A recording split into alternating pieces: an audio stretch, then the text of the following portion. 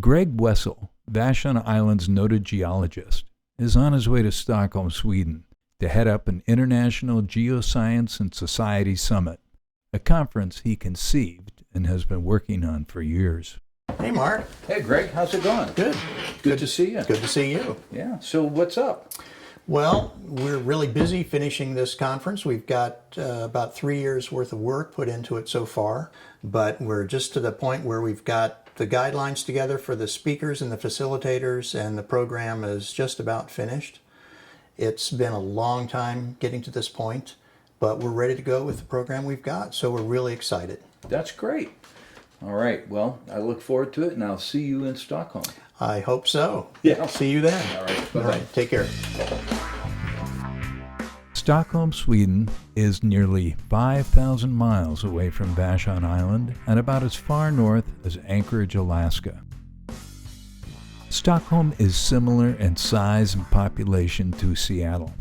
It's also surrounded by water like Seattle. But first, we're headed to Stockholm's University, where Greg and his fellow geoscientists have gathered for the first ever Geoscience and Society Summit.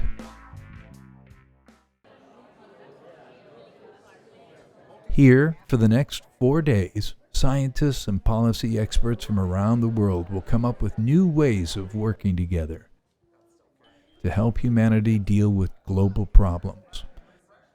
The problems of climate change, loss of habitat, water, poverty, and famine. To get beyond the politics that separate people and nations. Looking at all of this, I decided the best way to get to the heart of the matter would be to do some interviews. So I started with Greg's closest collaborator, Jeff Greenberg. Hi, I'm Jeff Greenberg. I'm a just retired professor of geology from Wheaton College in Illinois. And I am here in Stockholm, Sweden for a conference called GSS, Geoscience for Society Summit. Those of you in Vashon Island, I welcome you to this. We're thinking broadly about the world, about our planet and what the limitations are and what's different in different places. And you all live in a beautiful, wonderful place, but it's also beset with potential problems, geological hazards. And I think many of you are aware of that, but if you're not, you should be. And potential things we're thinking of course, are what we would call tectonics geologically, earthquakes, tsunamis, weather changes, climate change. And those are things that you should know about and be aware of. We know that landslides and steep areas are very important. Do you live in a house that's near a very steep slope? Do you know what your soil is like? Do you know what the land around you is like? If you don't, you should probably find out, and there are people who are quite willing to help you understand that. Climate change, unfortunately, has become a political football, but among scientists, it's a really open and shut case that human beings are causing our climate to change, primarily by burning fossil fuels and changing our atmosphere. And the fact that climate is changing and could change drastically means that some of the things that you're used to and you love may change drastically, and places that were once nice and wet and not a fire hazard become fire hazards. So you ought to be aware of the basics of science and understand that that might have a lot to do with where we live and how we live, especially how you live in your own lifestyle. I think it's the responsibility for us all to be well informed and informed about the land we live in, the air, the water. And if you're not, and your sensitivities are towards politics without understanding the science, you're probably a big part of the problem. And that, so all of us that have education or want to get education, stay informed, know what the best science is. Listen to people around you who know, and realize that they're trying to do this for our welfare and not doing it because of some political purpose. So politics is an essential part of life, but on the other hand, science is even more essential because it deals with reality and what's important. Next, I talked with one of Sweden's marine geologists, Duncan Hume. My name is Duncan Hume and I work for the Geological Survey of Sweden. I'm a geodata analyst and I work with marine spatial information as a background to marine spatial planning here in Sweden. My particular area of focus is to come up with information about the cumulative impact of human activity on the marine environment here in the Swedish waters. Some of the biggest impacts in the Baltic are actually created by, for example, phosphorus released into the water column that generates eutrophication and anoxic bottoms, so where there's no oxygen. And this is this spreading dead zone is happening in the Baltic. There's also impacts from shipping, from noise, toxins. There's a historical deposition of toxins, particularly from the paper industry in Sweden, that tend to bioaccumulate in the food chain and also get deposited in the sediments in the Baltic. Well, I actually came to this conference because I was interested in trying to understand how I could deal with climate change information within the context of marine spatial planning. We have a project where we are gathering data from the Swedish Hydrographic and Meteorological Institute on future projections of the climate here in Sweden. And it's quite likely that it's going to have a huge impact on the distribution of habitat, species, sea level is going to rise. And this means that we need to take that into account when we're thinking about how we plan for the future. I think the worst case scenario is that we have a very large sea level rise that floods major cities and floods the infrastructure in a very short timescales, that we are going to see degradation of habitats and species, that we're unable to deal with the speed of change, and that the environment is going to be very quickly degraded. I'm optimistic that we can make a big difference through policy, I think, and communication. I think if we can reach people, particularly young people, and educate them about how to make the positive choices in life and make the right decisions, that we can generate a future that is more positive, and that we look to plan for resilience and sustaining our natural environment that we depend upon. I was starting to get the picture, and it wasn't pretty. Next up, I cornered Flo Bulla. I'm Flo Bullough. I'm from the UK. I work in London, and I work at the Geological Society of London. I'm the head of policy and engagement. So I'm here in Stockholm, attending the Geoscience and Society meeting organised by the American Geophysical Union. I'm here because part of my role at the Geological Society is to communicate all the different ways that geoscience contributes to societal issues, problems and benefits to UK government and Parliament.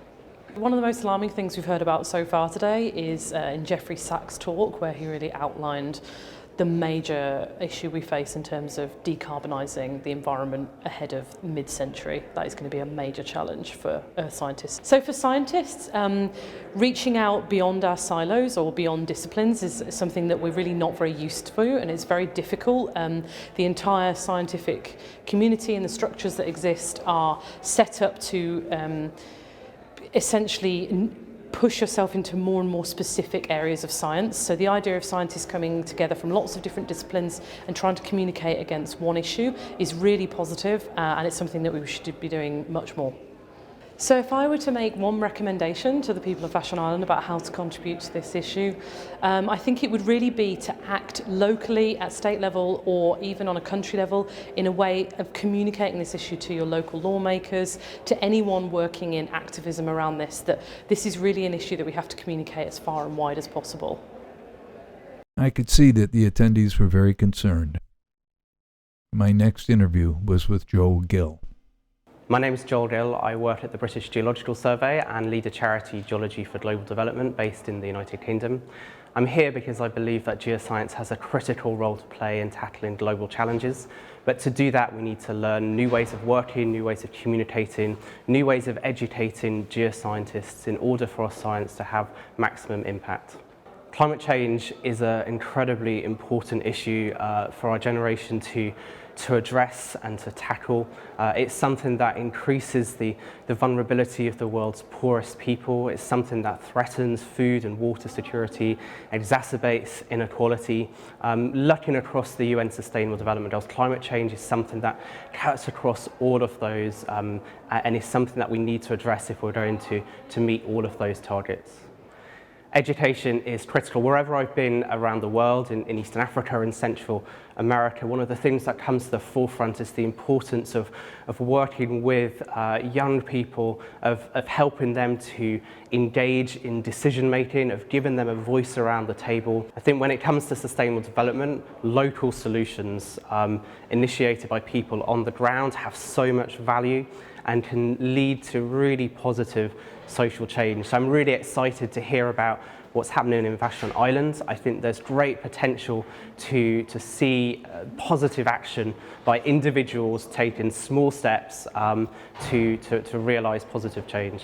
I think as researchers we are doing fantastic work that contributes to global challenges, but business as usual isn't going to be enough. We have to do things differently. We have to look at the way in which we're working and really commit to building equitable, inclusive partnerships with our colleagues, particularly in the Global South, giving them the space to share their ideas, their priorities, their solutions, and working together to help deliver those. Next, I managed to get Chris Mcentee, head of the American Geophysical Union, one of the chief sponsors of the event. I'm Chris Mcentee. I'm the Executive Director and CEO of the American Geophysical Union, which is headquartered in Washington, D.C. And I'm here because I'm very interested in how you create collaborative networks across industries. AGU decided to sponsor and help co-host this Science and Society meeting because we realize that we have to build effective bridges within and outside of the scientific community to be able to address issues like climate change, risk reduction, the mitigation of natural resource limitations like water availability or mineral availability. And research itself is very important in informing these solutions, but research itself can't implement or create the solutions without the involvement of a lot of different stakeholders. Earth and space scientists these days are being called upon to continue to give us deep knowledge and discovery about the way the Earth system and climate systems work, and also to share their knowledge and expertise and partner with others so that that knowledge can inform better and more effective and sound solutions to grand societal challenges. All you kids in school, I guess I'd have two messages for you. One is, don't give up hope. I was born and raised and lived through the civil rights movements, which seemed like an impossible goal at the time when Martin Luther King and others were collectively pushing for societal action. And legislation did pass, and it's still a struggle. We still have a long way to go, but things improved quite a bit. So history will serve you well by not giving up hope, but using, and in my generation, we need to learn from you. You have tools and ways to organize and communicate that we didn't have the benefit of. And so you can more rapidly get together and drive actions for the things you care about at your community level, at your local level, at the state level, and at the national and global level. And my goal is don't give up. Work hard, collaborate, and realize that you can make a difference. My final interview was with Dr. Lawrence Diko Makia from South Africa. He helped me understand how actions of the developed nations in the North negatively impact people in the Southern Hemisphere. My name is Dr. Lawrence Diko Makia. I am a faculty with one of the universities in South Africa. It's called the University of Venda. I am a member of the International Medical Geology Association and a medical geologist by profession. In terms of climate change and the South African perspective, South Africa is part of global Earth, so we are directly involved in what happens to our planet. But from where we stand and how we perceive climate change, it's a bit different. Different in the sense that literature will tell you that most of the hazardous materials, the pollutants, are generated from the West, the more industrialized society. But the burden of that impact is felt most in Africa. Water scarcity is by far South Africa's biggest challenge. Then we have issues associated with environmental health associated with mining. We also have drought linked partly to climate change, but also affecting food security in the country. So I could outline those three major ones as our biggest challenges. Where the United States withdraws from the Paris Accord, that affects directly the common man, the field assistant, the climatologist in a village in South Africa who feels demoralized and demotivated to do his job in terms of sustainable development, water analysis, water treatment. That's far-reaching impacts to the common man based on the actions that we do at the level of national governments. Is there hope? It's a difficult question to answer, but as long as there is life, there is hope. But from a geoscientific perspective, hope would come when we break down barriers between us as geoscientists and work in a collaborative manner to address common problems that affect the global society. We cannot work in isolation. America cannot separate itself from the rest of the world. We are one community and we need collective effort in solving those problems. If we get that, then there would be hope. As the summit drew to a close, we had a lot to think about. I decided to look for Greg, and I found him organizing his notes in an empty conference room. My hair is okay? Your hair is great. No spinach in my teeth or anything? No. Would you like some? Maybe later. All right. So Greg, how are you doing? It's been a long summit. It has been. It's been really intense. We put a lot of effort into this, and we met a lot of new people and got a lot of good responses back. So how am I? I'm a bit tired right now. Well, there seems to be a new urgency with people who attended, and actually with all of the presenters and facilitators, and it's not just from Americans, it's from everyone, but Americans seem to be particularly driven because of current events. And for the past 2 years, I think we're really anxious to get some significant progress made. So a lot of the discussion was about climate change. It really focused on that at the beginning. It's the overwhelming, the big picture issue, the biggest picture issue, and probably the one that's most difficult to address in a substantive manner until you break it apart. And one part of this that we tried to stress was that you can't be overwhelmed by the nature of this problem. You have to consider it similar to as my son would say, how do you eat an elephant? It's one bite at a time. You have to break it apart into what you can do locally that is then scalable to other locations and therefore scalable to the larger community. The other striking thing about situations like this where you're bringing people together who have that common goal is that they are unified in that common goal. We are all very much working towards the same end.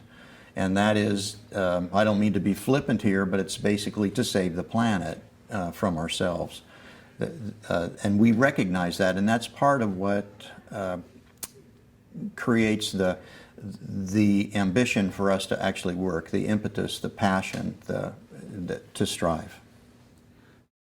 It had been an intense 4 days, and I thought maybe Greg could use a little break. I have a question. What do you think about Stockholm? I think Stockholm is beautiful. I've never been to Sweden before. I would instantly come back. But you've been locked in this room now, or in this conference center for quite a few days. How about we go and take a look around Stockholm tomorrow? You bet. I'm definitely ready for that. Thank you.